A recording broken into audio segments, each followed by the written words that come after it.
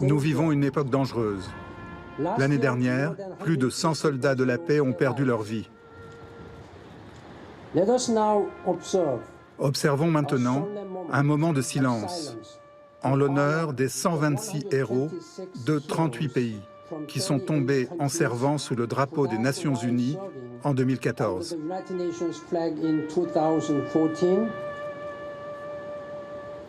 Au cours des 3 ans et demi que j'ai passé à ce poste, plus de 460 soldats de la paix sont morts, soit un tous les 3 jours.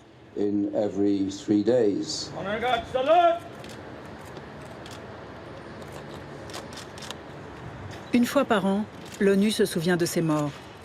Du Mali au Liban, du Congo au Cachemire, les casques bleus sont de plus en plus nombreux et de plus en plus menacés. Mais sauf lorsqu'on évoque les catastrophes de Somalie, de Bosnie ou du Rwanda, où l'ONU a failli, on parle rarement des 130 000 soldats et civils de la paix. Il fut un temps où nous pensions que le drapeau bleu était notre meilleure protection. C'est fini. Désormais, nous sommes directement visés.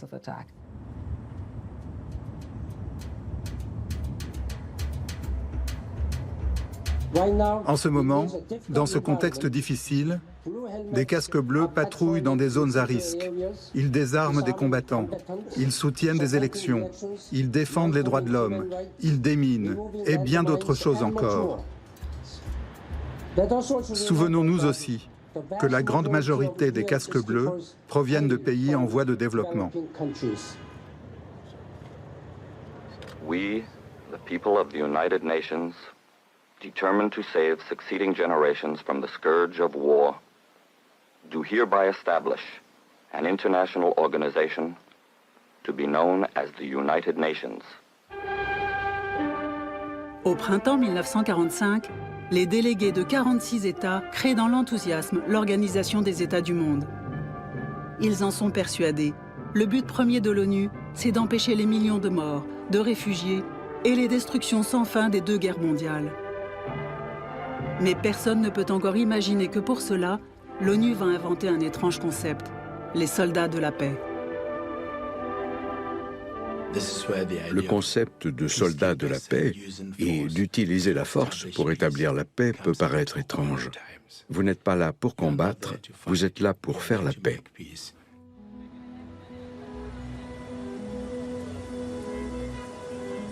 « 70 ans plus tard, face au désastre en Syrie, en Irak, en Ukraine, beaucoup considèrent que l'ONU a échoué. Que face au terrorisme transnational et aux États faillis, cette vénérable institution, bavarde et bureaucratique, est dépassée. Mais alors, pourquoi y a-t-il toujours plus d'opérations de casques bleus? S'il est facile de déclencher une guerre, comment faire la paix? Peut-on imposer la paix? Ce qui est frappant, c'est que malgré toutes les divisions d'aujourd'hui, les États se rendent compte que s'il n'y avait pas le maintien de la paix, il faudrait l'inventer aujourd'hui. Parce que le maintien de la paix, c'est la dernière station avant l'enfer pour beaucoup de peuples désespérés.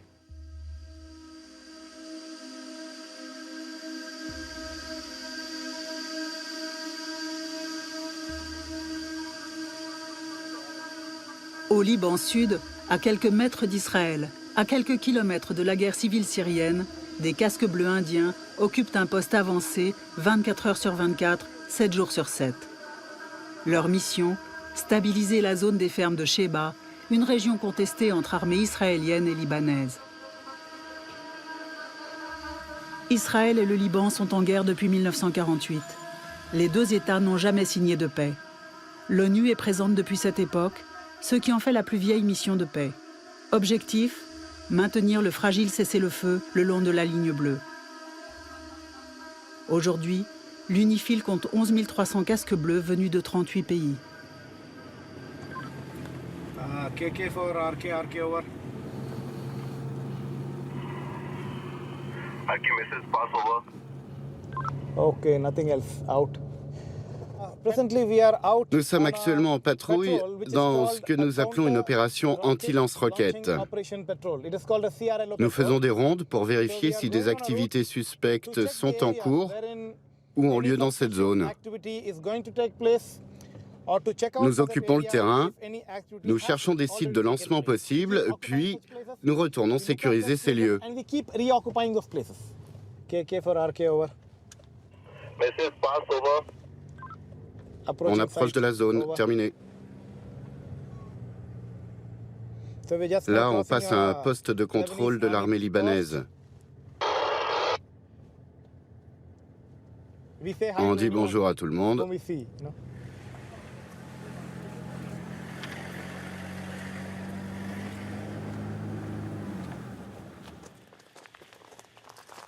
Comme le Pakistan, le Népal, l'Éthiopie ou le Bangladesh, l'Inde est l'un des plus gros pourvoyeurs de troupes des Nations Unies. Maintenir la paix, c'est d'abord maintenir le calme. Un jour, un soldat libanais a été blessé à la main lors d'un échange de tirs. Ça a créé une forte tension. Pour l'apaiser, nous avons été chercher un de nos véhicules blindés. Nous l'avons placé entre les belligérants, nous avons agité nos drapeaux et leur avons demandé de regagner leur territoire respectif. Ils ont quitté la zone et la situation s'est calmée de manière très pacifique. Puis chacun a pris contact avec son quartier général. C'est un des incidents qui s'est produit pendant mon service. Je dois avouer que c'est assez intense. La tension peut monter en quelques secondes. Pour la faire baisser, ça peut prendre 15 à 20 minutes.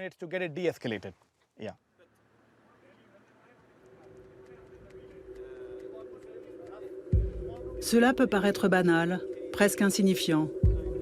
Mais en 2006, un incident semblable dégénère. Le résultat, une nouvelle guerre au Liban, un pays en ruine, 1000 morts côté libanais, 150 côté israélien, et 5 casques bleus.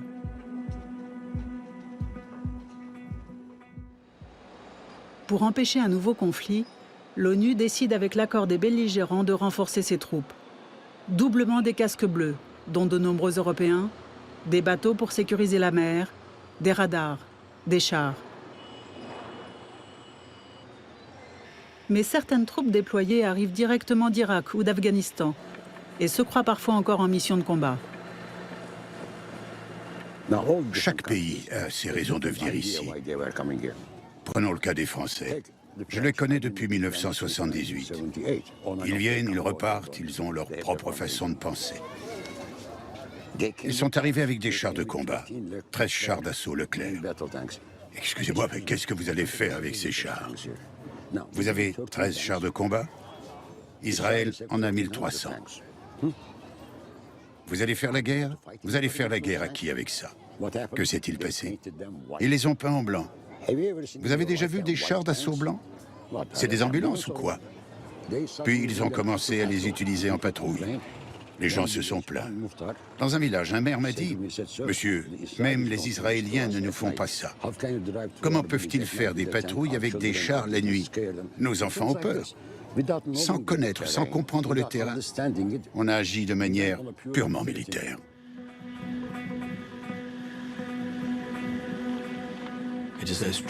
C'est extrêmement difficile pour un soldat qui a été entraîné à se battre, à se défendre, de se retrouver tout d'un coup dans une opération de maintien de la paix.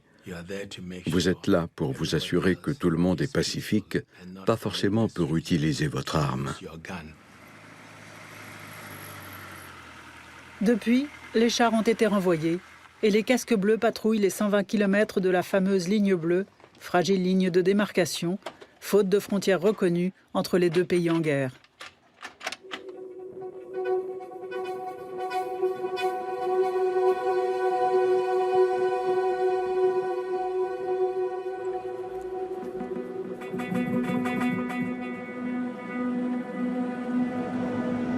Là, on patrouille, ça consiste à montrer qu'on est là, dans la zone. C'est juste de la présence. Et là, ce que vous voyez au loin, c'est les postes israéliens.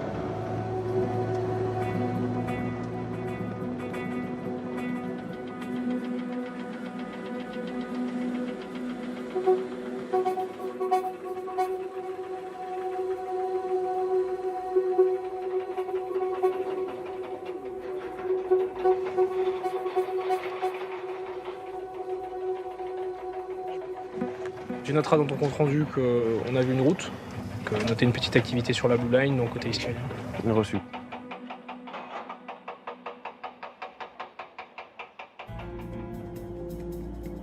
Que ce soit au Cachemire, au canal de Suez, à Chypre ou au Liban, les missions traditionnelles de l'ONU suivent les mêmes principes. Impartialité des casques bleus, consentement des pays en guerre, utilisation de la force uniquement pour se défendre.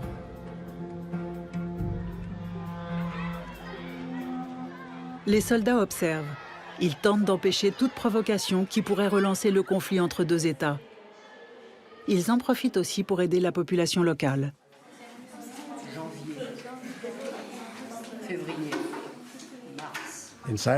À Chypre, les Nations Unies sont totalement passives. Mais leur présence permet assurément d'éviter une guerre. Ils empêchent que la population turque et la population grecque ne se tapent dessus. Donc si avec quelques milliers de soldats on peut éviter une guerre, ce n'est pas si mal. Je pense qu'au Liban, les casques bleus contribuent à maintenir le calme à la frontière entre le Liban et Israël.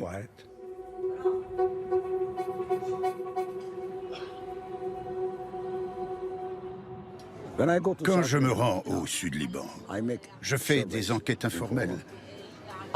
Je demande aux gens quel pays vous aimez le plus au sein des Nations Unies.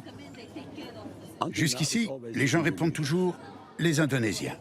Et moi, pourquoi les Indonésiens? Vous savez ce qu'ils répondent? Parce qu'ils sourient et ils nous saluent.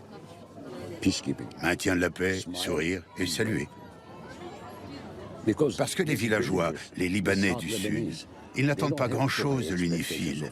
Ils ne s'attendent pas à ce que l'UNIFIL combatte Israël ou élimine le Hezbollah. Non, c'est pour garder le calme dans la région et gérer le conflit. Je les regarde. Ils traversent les villages et ils saluent. Puis arrive un autre convoi à toute vitesse, avec des véhicules blindés. Personne n'est visible. Ils ont fermé les écoutilles. Aucun contact avec la population. Je demande, c'est qui eux? Des Espagnols. Les Espagnols ne sont pas des gens froids, mais ils arrivent ici surbriefés. C'est des unités qui arrivent d'Afghanistan. En plus, ils ont été victimes d'un attentat qui a tué 6 de leurs casques bleus. Depuis, ils ont ordre de ne plus ralentir dans les villages. Les gens ne les voient plus. Ça fait une différence. Et puis ensuite, passent les Indonésiens.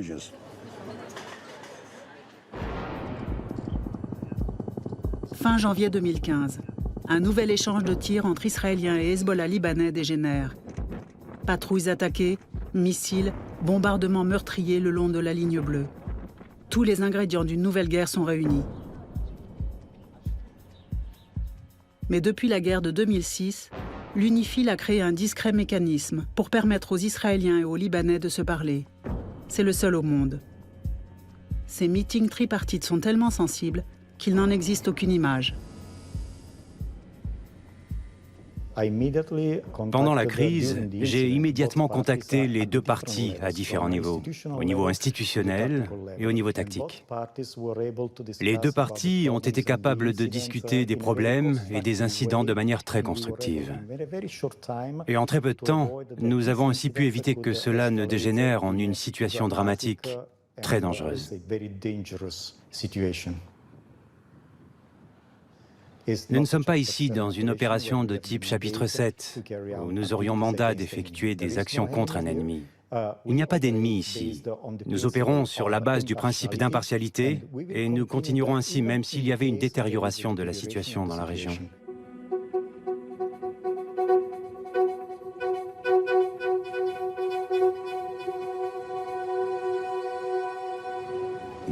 UNIFIL ne sert pas à résoudre un conflit. C'est de la gestion de conflit. On gère le conflit en étant sur place. Il serait faux de croire que ces unités de maintien de la paix peuvent résoudre les problèmes. Elles ne le peuvent pas. Elles peuvent gagner du temps. UNIFIL gagne du temps, et je pense qu'ils font un excellent boulot. Mais qui va résoudre les problèmes ici?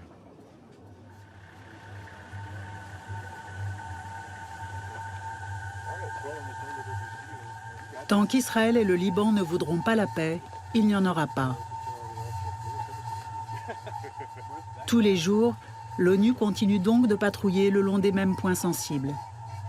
Ici, la ligne de démarcation passe sur la tombe d'un religieux, honoré à la fois par les musulmans et par les juifs. Faute d'accord entre Libanais et Israéliens, la ligne bleue passe au beau milieu de la sépulture. And do you get many local civilians coming up here? Have you ever seen any? That's almost on a daily basis. Both sites are coming up here and show their presence, and then we have those provocations on the ground.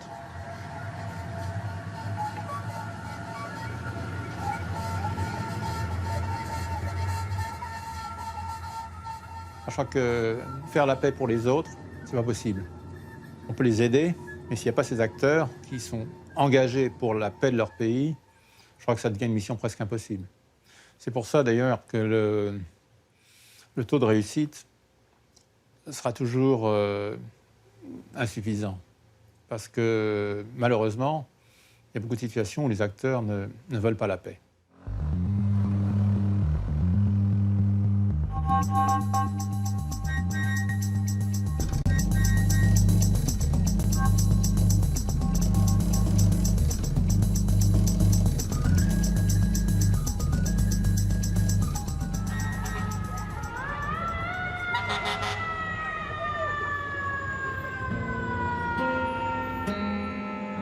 Pourquoi l'ONU maintient-elle une paix relative au Liban Sud, mais pas en Syrie, en Irak, au Yémen?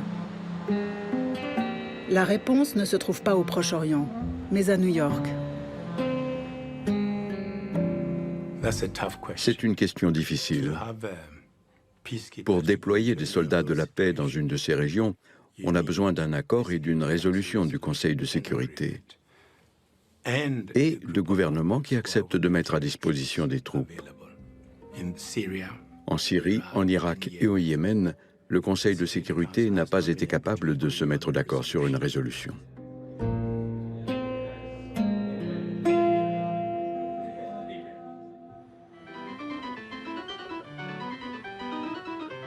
Le Palais de Verre, le siège de l'ONU à New York, est un musée. Il a été construit en 1954 sur des plans de Niemeyer et Le Corbusier. Mais ces institutions reflètent les rapports de force de 1945.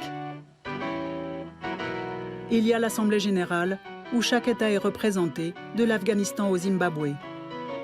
Depuis la décolonisation, leur nombre a quadruplé.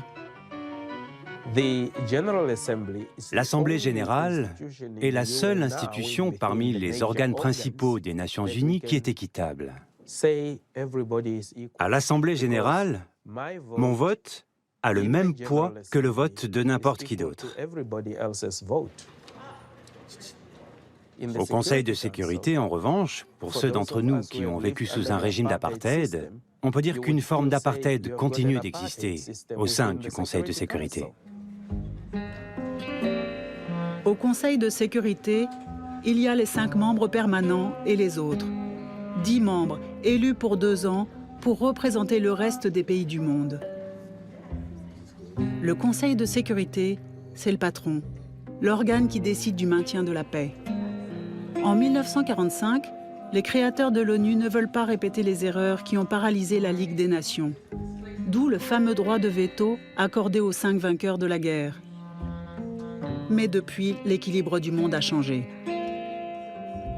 Si les 5 membres permanents et le Conseil de sécurité ne comprennent pas combien le monde extérieur a changé, ils deviendront de plus en plus insignifiants. Nous sommes donc engagés, avec le soutien de la France et du Royaume-Uni, dans un important projet de réforme du Conseil de sécurité afin d'y inclure d'autres membres permanents, comme l'Allemagne, le Japon, le Brésil et l'Inde.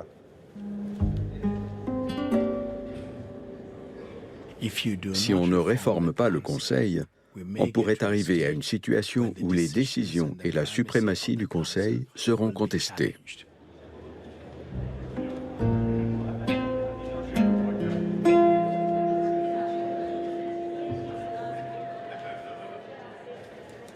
Pour comprendre les difficultés, rien de mieux que de suivre une conférence de presse de l'un des puissants membres permanents du Conseil de sécurité. The continent of Africa has been asking for 2 permanent seats with a right of veto in the Council. Is your country prepared to grant that request? As to the reform of the Security Council, Russia's position is very comfortable. We want everybody to be happy.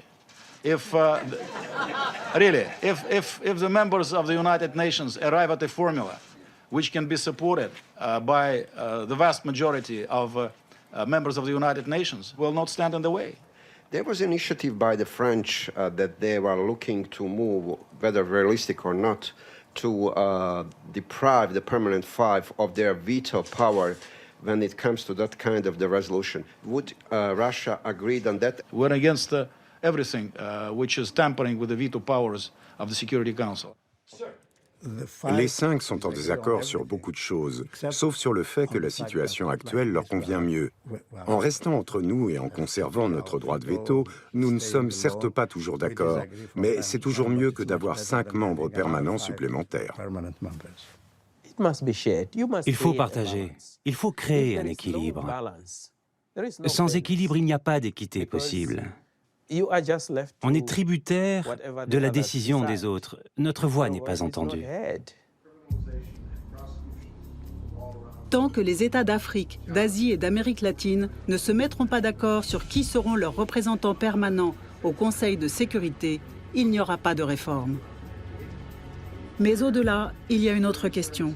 Les membres permanents s'entendent plus souvent qu'on ne le croit, sauf quand leurs enjeux stratégiques sont directement mis en cause. En Syrie, la Russie soutient politiquement et militairement le régime, l'Occident l'opposition. En Ukraine, c'est le contraire. Alors l'ONU est impuissante. Mr. Ambassador, which kind of similarities do you see the situations in Syria and Ukraine? I don't see similarities.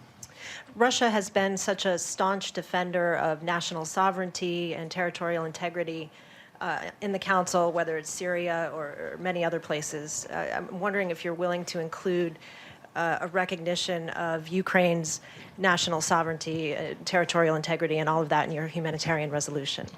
We are staunch defenders of international law in its entirety, which includes the right to self-determination. But isn't that hypocritical if it's... No, it's not.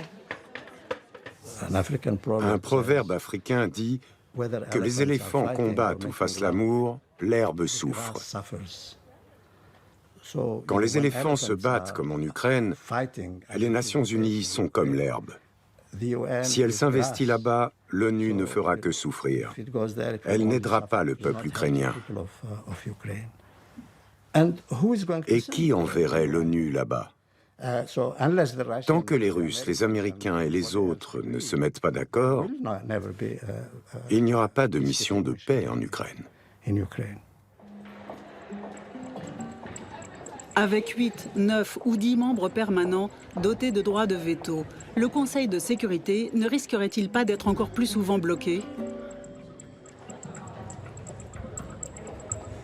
Lorsque le Conseil de sécurité s'accorde sur une nouvelle mission de la paix, il mandate le secrétaire général pour réunir les troupes auprès des États membres. Reste à savoir si cela sera suffisant.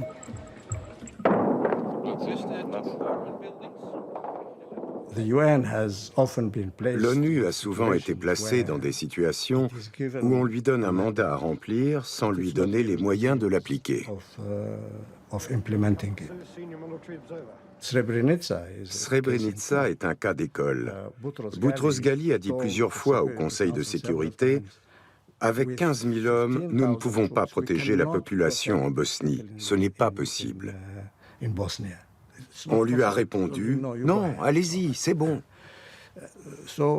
Quand le massacre à Srebrenica a eu lieu, c'est l'ONU qui a été tenue pour responsable.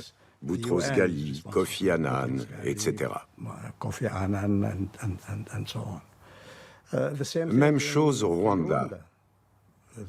L'ONU était sur place, là encore, Boutros Ghali a demandé davantage de troupes. Celles-ci ne lui ont pas été accordées et presque 1 million de personnes ont été tuées sous les yeux de l'ONU.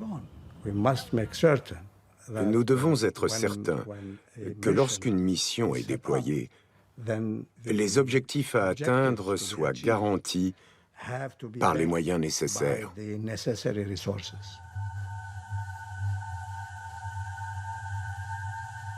Namibie 1990, Cambodge 1993, Mozambique 1994, Timor oriental 2002, Sierra Leone 2005. Si on regarde la carte des opérations de la paix, lorsque le mandat est clair, les moyens cohérents et les équipes capables de s'adapter, 2 opérations sur 3 ont rempli leur mission. Quand les moyens sont à la hauteur. Aujourd'hui, le budget annuel de l'ONU pour le maintien de la paix est de 8,5 milliards de dollars pour les 16 opérations en cours, soit à peine 0,5% des dépenses militaires mondiales, moins que le budget annuel de défense de Singapour ou des Pays-Bas, 100 fois moins que les dépenses américaines pour la guerre en Irak, alors qu'il y a aujourd'hui en zone de conflit plus de casques bleus que de soldats américains. Nous sommes plusieurs à répéter que le secrétaire général doit pouvoir dire non. Le secrétaire général doit dire au Conseil de sécurité « Désolé, si vous voulez que nous protégions la population du Darfour, le Darfour c'est aussi grand que la France, si vous voulez que nous protégions la population, vous ne pouvez pas nous dire de le faire avec 10 000 hommes. C'est pas possible. » D'autant qu'aujourd'hui, les problèmes qui se posent aux casques bleus sont d'un genre nouveau. Ils n'interviennent plus entre États, mais à l'intérieur d'États de plus en plus délabrés. Depuis une quinzaine d'années, on s'est rendu compte qu'il fallait un autre maintien de la paix, qui n'opposait plus seulement des États, mais qui était souvent des guerres civiles entre le gouvernement et des groupes armés, tout simplement entre groupes armés. Et évidemment, ces gens-là n'ont plus de respect pour la vie des civils, le droit de la guerre, ils en ignorent tout. Le droit humanitaire a fortiori, le drapeau bleu des Nations Unies, ça leur est complètement indifférent.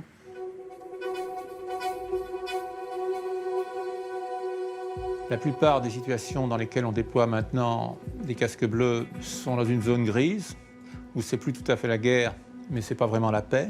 Et donc, ça n'est pas les casques bleus qu'on déployait sur le canal de Suez pour la première mission armée des Nations Unies. C'est des situations de sortie de guerre civile, où on peut revenir à la guerre civile. Et donc, il faut être prêt à prendre des risques. Et là, ça dépend de la qualité des troupes. Et ça dépend aussi, franchement, disons-le, de l'engagement des pays qui prêtent ces troupes.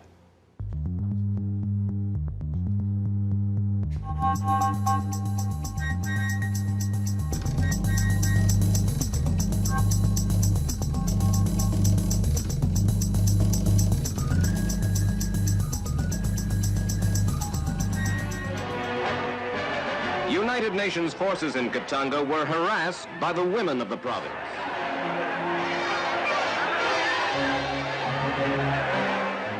La première fois que l'ONU intervient dans une guerre civile, c'est au Congo, juste après l'indépendance.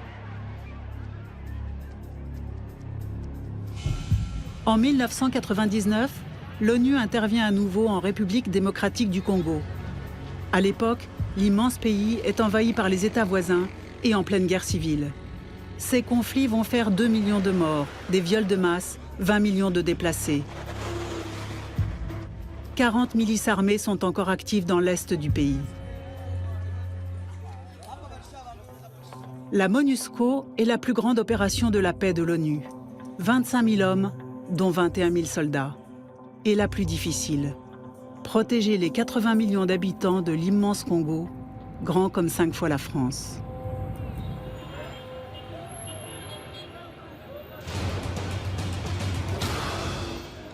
Parole aux auditeurs reçoit dans ce studio pour un échange avec les auditeurs de Radio Kapi, M. Hervé Ladsou, secrétaire général adjoint des Nations Unies chargé des opérations de maintien de la paix. Parole aux auditeurs. La MONUSCO vient de faire plus de 15 ans dans notre pays.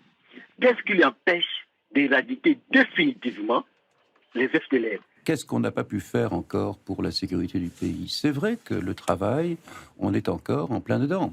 On a travaillé depuis de nombreuses années pour réduire les groupes armés. L'élément nouveau, ça a été quand il y a 2 ans, lors du renouvellement annuel du mandat de la MONUSCO, le Conseil de sécurité a adopté pour la première fois une formule qui fait date dans l'histoire des Nations Unies en disant que notre mission, c'était 1, de prévenir l'expansion des groupes armés, 2, de les neutraliser, 3, de les désarmer. Le mot nouveau, c'est neutraliser. Jamais une résolution du Conseil n'avait utilisé cette expression. Pour neutraliser les groupes armés, comme le très violent M23 ou le FDLR, le Conseil de sécurité a doté la MONUSCO d'un outil militaire unique, la force d'intervention rapide, munie de drones de surveillance et d'hélicoptères de combat. Parole aux auditeurs. Et c'est la raison pour laquelle on a mis le paquet sur le M23 et on y est arrivé en quelques mois. Mais maintenant, ce qui reste en face de nous, c'est des acteurs totalement différents. Le M23, c'était une petite armée, au fond, quelque chose de constitué, avec des armes lourdes, avec des unités, alors que dans le cas des FDLR, c'est très différent. Ce sont des poignées d'individus qui se fondent dans la population, qui sont prêts à tout moment à se cacher, même dans une famille. C'est la raison pour laquelle c'est beaucoup plus compliqué. À l'ONU, la création de la force d'intervention rapide a d'abord été fêtée comme une grande avancée. Fini les reculades humiliantes face à des bandes armées. Mais depuis, la brigade reste souvent au sol, car ces frappes risqueraient de mettre toute la mission en danger. Dans ces situations, nous avons l'habitude de dire que nous envoyons une force de l'ONU qui est trop importante pour être cachée et trop petite pour être vraiment efficace. C'est un peu la situation au Congo. J'ai été chef des opérations de maintien de la paix. Les commandants sur le terrain me posaient souvent une question. Vous me demandez d'utiliser la force. Je suis dans un pays étranger avec un nombre de soldats limité. Je peux utiliser la force aujourd'hui et peut-être gagner. Mais si nos adversaires reviennent avec des renforts, qu'est-ce qu'on fait? C'est un choix qui est justifié si on est sûr de gagner. Parce qu'il est sûr que quand on s'engage sur cette voie, on perd sa capacité de médiation. Si on s'engage dans ces opérations et qu'on n'a pas un vrai succès, à ce moment-là, on est dans le pire des mondes. C'est-à-dire qu'on a perdu sa capacité politique sans avoir vraiment changé la situation sur le terrain. Il faut travailler avec les gens sur le terrain pour trouver des solutions. La force seule n'est pas la solution. Nyamilima est un petit village à la frontière avec le Rwanda. Ici, les groupes armés empêchent d'aller au champ. Sans agriculture, pas d'argent. Sans argent, pas possible de payer les enseignants. Sans école, pas d'éducation. La moitié de la population du Congo a moins de 15 ans. Et donc ma première question à vous, mesdames et messieurs, c'est de savoir quel est votre sentiment. Est-ce qu'il y a plus ou moins de sécurité dans la période actuelle?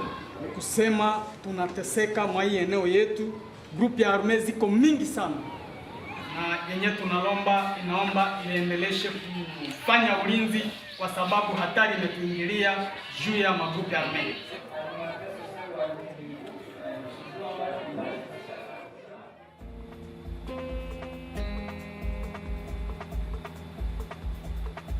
Il ne s'agit pas de gagner des batailles, il s'agit de peser sur un calcul politique. Et donc il faut choisir ces combats. Il faut choisir quand se battre et quand ne pas se battre. Et donc il faut un commandement éminemment politique des casques bleus.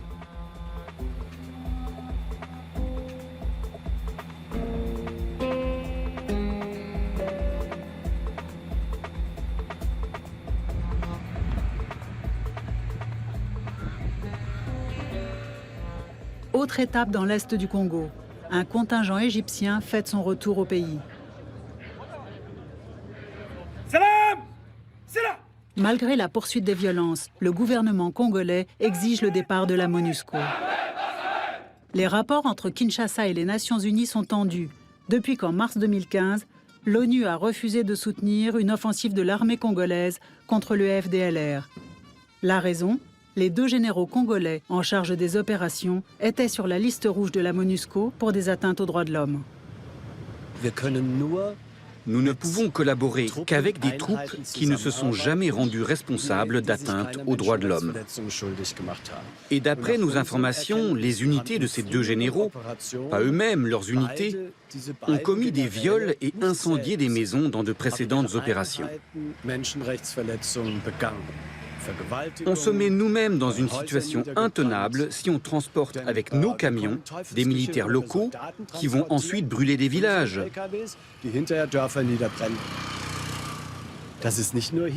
Ce sont des règles générales de l'ONU, appliquées aussi au Mali, en Centrafrique ou en Somalie.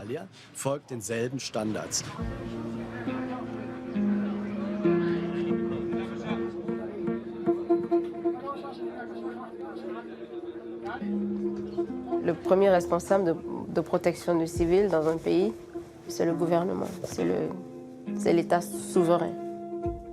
Mais nous, quand on est déployé avec un mandat de protection des civils, il est compris en général que, quelles que soient les agressions qu'il y a contre les civils dans ce pays-là, c'est la mission qui est responsable.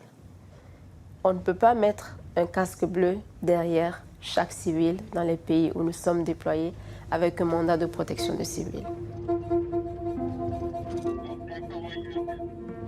Le gouvernement du pays hôte, en l'occurrence le gouvernement de la République démocratique du Congo, s'il voit l'ONU simplement comme une sorte de prestataire de services de sécurité, est-ce que lui-même, ce gouvernement, va procéder aux réformes, aux transformations, qui sont la seule vraie réponse de long terme pour la paix?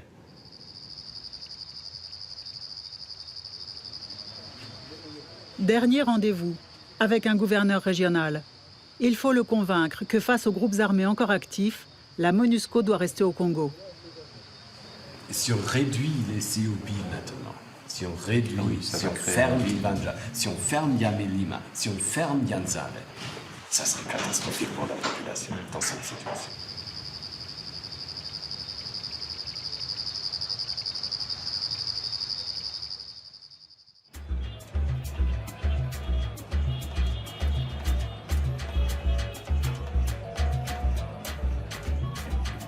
Mais il y a aussi d'autres moyens que la force armée pour renforcer la paix. En 15 ans de présence, Radio Okapi, la radio de l'ONU, est devenue la première radio du pays.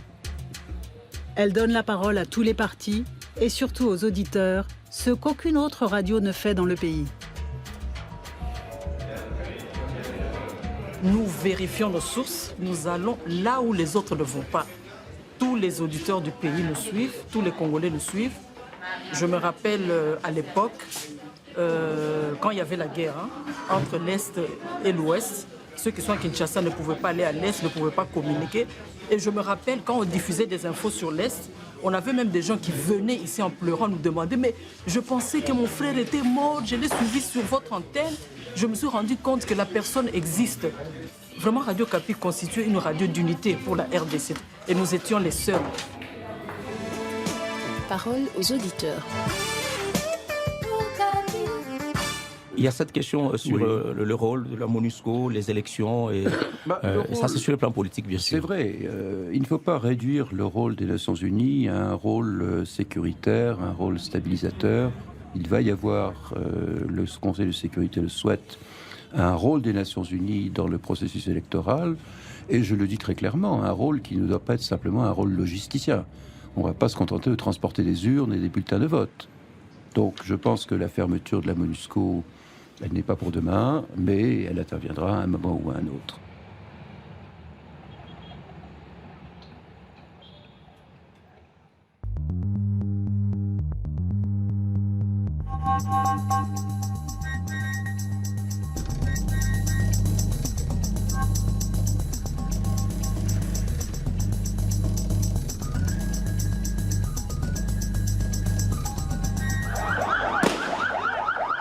Parfois, les affrontements politiques virent à l'anarchie totale.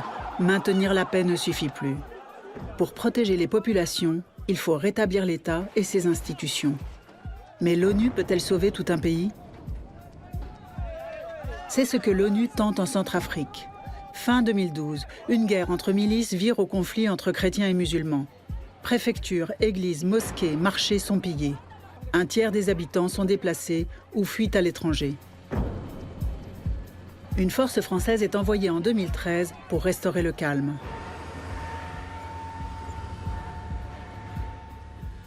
Pour aider l'État centrafricain à se reconstruire, l'ONU crée en septembre 2014 la MINUSCA.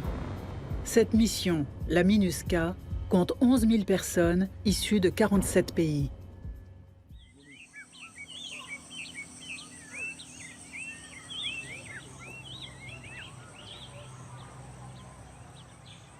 Aujourd'hui, on a beaucoup de guerres qui sont des guerres civiles, des États qui se défont ou qui ne se sont jamais construits.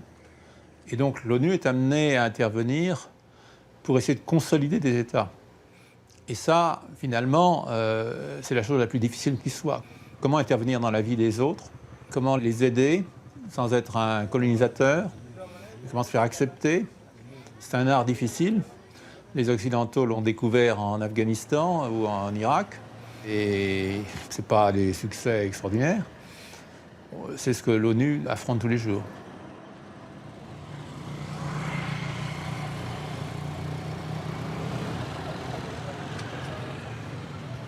Ce quartier était un haut lieu des milices chrétiennes. Depuis leur arrivée, les quelques 1500 policiers et gendarmes de l'ONU aident à le sécuriser. Armes et voitures volées sont confisquées, certains chefs de bande arrêtés. Sans sécurité, pas d'État. La police des Nations Unies a pourvu ici à la République centrafricaine de soutenir les forces de sécurité internes, la police nationale, la gendarmerie nationale, et ensemble, ce qu'on veut, c'est la sécurité de la population. La carte grise du véhicule. Avant, les forces de l'ordre étaient parfois tellement démunies que la population devait payer l'essence pour que la police puisse intervenir. Il y a 1 ou 2 mois, on ne pouvait pas être là, je crois, pas jusqu'au bout de 30 minutes. On doit se faire déjà tirer dessus. Jusque-là, c'est sur demande de la population parce qu'à un niveau, la population se sentait exaspérée, prise au piège.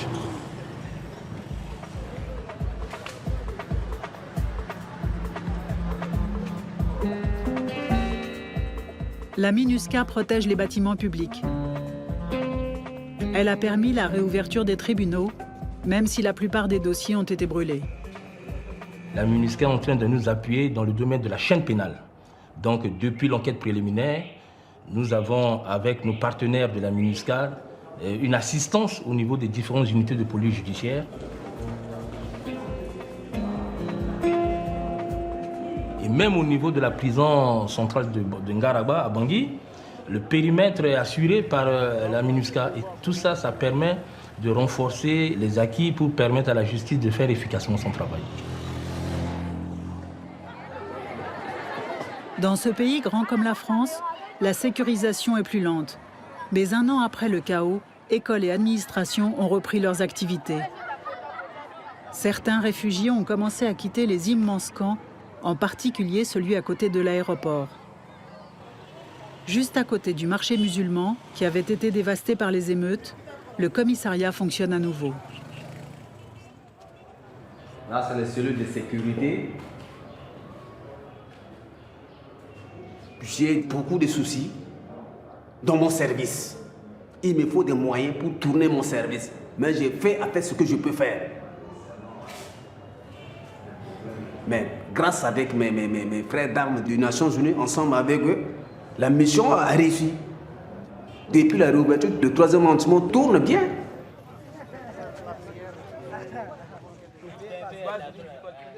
Dans un quartier voisin, au contraire, ce canal reste une ligne infranchissable entre les deux communautés très armées. La MINUSCA peut créer les conditions d'une réconciliation, mais celle-ci sera longue. Il faut qu'il y ait des musulmans et des chrétiens ici. Il faut qu'il y ait des musulmans et des chrétiens de l'autre côté. il faut que tout le monde vive ensemble, sinon va être très difficile. On peut, avec la police et les militaires, aider, mais pas résoudre le problème qui est dans la tête. Il faut que vous vous aidez à vous-même. Sinon, ça va être très difficile. Non, mais les déplacés vont revenir. Mais où est-ce qu'ils habitaient? Toutes les maisons sont détruites. Ça, peut-être le problème de reconstruction de maisons, c'est le plus facile. Où il faut faire la réconciliation, c'est entre vous tous, moral. On a demandé le désarmement de ceux qui ont des armes. Les armes, bien sûr. Oui. Il faut remettre les armes tous d'un côté et de l'autre. D'un côté et de l'autre. Ça, c'est la solution. De l'arme, je devais rester dans ma maison. Non, quelle arme? Parce que je n'avais pas d'arme, c'est pour cela que j'ai fui. Je me suis caché loin.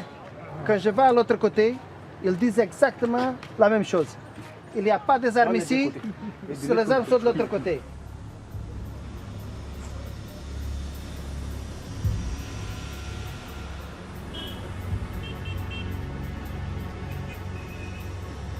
Le fait d'avoir confié la responsabilité de la sécurité dans Bangui à la police plutôt qu'aux militaires est une expérience convaincante, parce qu'en réalité, les menaces contre la sécurité de la capitale centrafricaine, ce ne sont pas des unités militaires, ce sont des groupes de gangsters, mais de dimension tout à fait compatible avec les moyens d'une unité de police. Alors on a évidemment de l'infanterie classique en backup, mais je crois que c'est une expérience qui, pour le moment, fonctionne.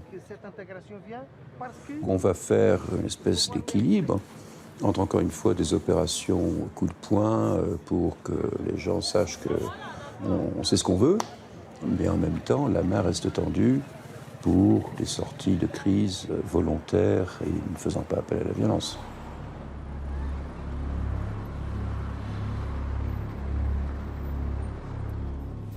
En autorisant la mission de la paix en Centrafrique, le Conseil de sécurité n'a pas seulement pensé aux villages pillés, aux femmes violées ou aux enfants soldats. Il craignait aussi que les djihadistes ne profitent de cette zone de non-droit pour créer une nouvelle base arrière entre le Nigeria et la Somalie. Vous savez, toute cette bande instable du fait de l'implosion de la Libye, de tout ce qui s'est passé au Mali, et donc l'international djihadisme et puis l'international terrorisme cherchaient un terrain de prédilection, et donc en sécurisant la RCA, on sécurise la sous-région Afrique centrale.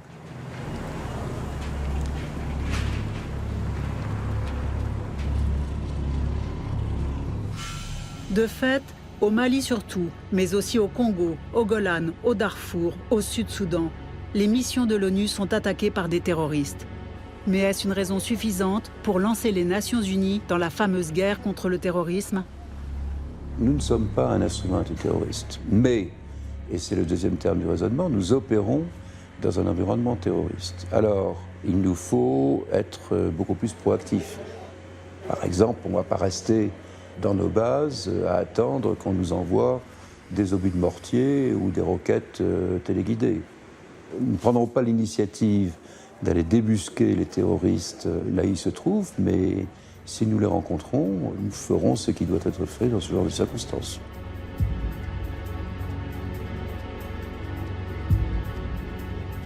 Depuis le 11 septembre, il y a une tendance à faire de la lutte contre le terrorisme, entre guillemets, une sorte de grande aventure politique. Et je crois que le terrorisme, ce n'est pas un programme politique.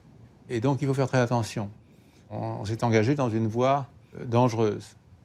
C'est les États-Unis en premier, les Européens ont suivi. Il faut réfléchir au contexte politique de chaque situation et ne pas contribuer à unifier des mouvements qui en réalité ont des agendas fragmentés que certains essayent effectivement d'unifier.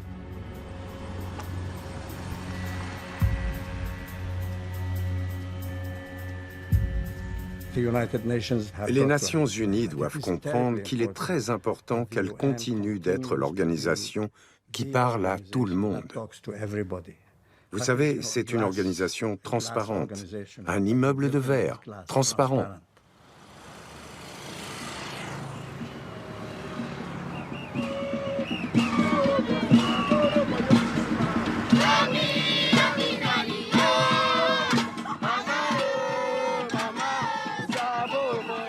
Le cas de la Centrafrique, je suis un peu plus optimiste qu'ailleurs. Parce que les groupes armés n'ont pas eu le temps de s'ancrer. On se rend compte, en fait, ce ne sont pas des gens avec une idéologie forte. Ce sont juste des gens qui, par faute d'une autre alternative, ont pris les armes. C'est-à-dire pour eux, la rébellion, c'est un travail. Et donc on s'est dit, il y a espoir, ce sont des gens qu'on peut facilement convaincre de sortir de ce mode de vie-là.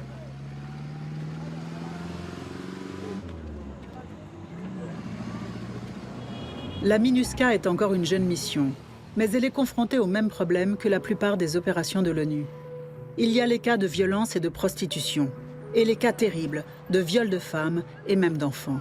Chacun de ces crimes entache une mission entière de maintien de la paix.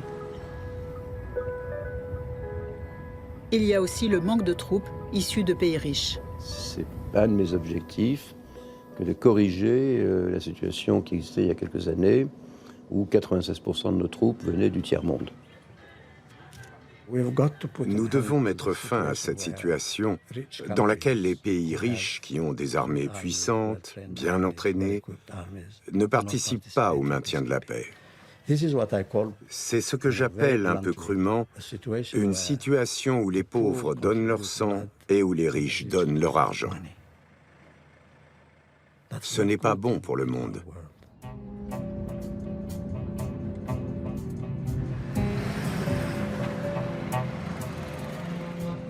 Mon regard de femme sur le monde des casques bleus, ça me fait rigoler un peu. C'est pas facile. C'est vraiment les policiers, les militaires, et même le personnel civil, c'est une majorité d'hommes. Et dans tous les pays où on est déployé, toutes les victimes, la majeure partie des victimes, c'est des femmes et des enfants. Et on sait que dans les conflits et la guerre en général, le viol est une arme de guerre. Et malheureusement, les victimes ont du mal à parler de ça à un homme.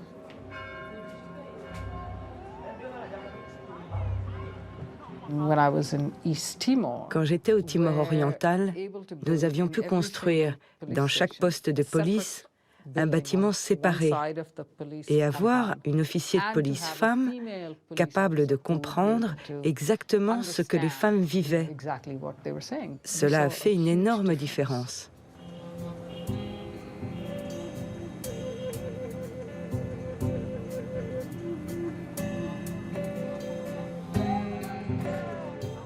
Reconstruire un État, c'est aussi lui donner les moyens de vivre. En Centrafrique, l'ONU tente de relancer une dynamique économique, créer des emplois et des formations pour les femmes et la jeunesse désœuvrée attirée par les groupes armés. Le sous-développement exige des institutions. Il nécessite du développement. Il nécessite des investissements. Et ça ne viendra pas des soldats de la paix.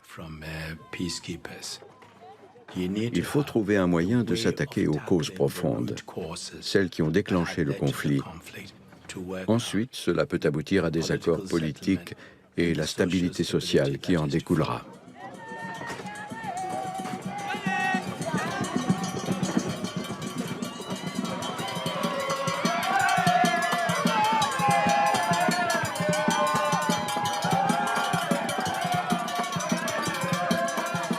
Si le commissaire arrive à calmer les choses ici, il faut bien d'autres personnes pour venir très rapidement. Il faut que les services sociaux démarrent, il faut que la mairie fonctionne et il faut que les humanitaires puissent accéder aux groupes vulnérables. Il faut que tous ces métiers-là puissent se mettre ensemble pour éviter qu'on retombe dans une situation chaotique. Et c'est cela, je crois, le nouvel âge du maintien de la paix.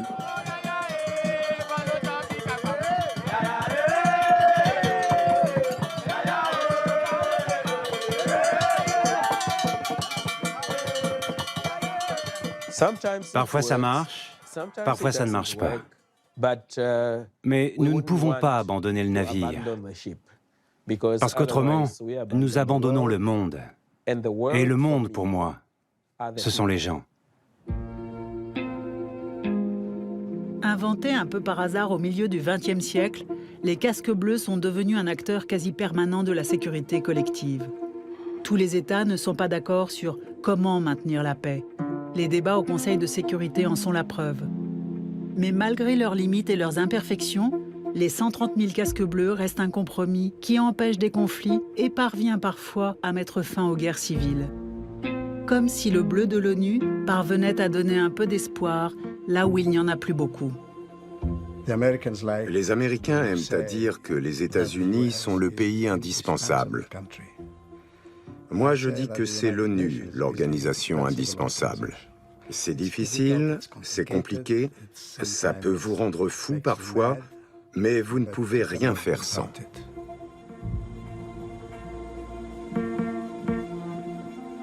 Ce qui est miraculeux, c'est qu'il y ait des succès.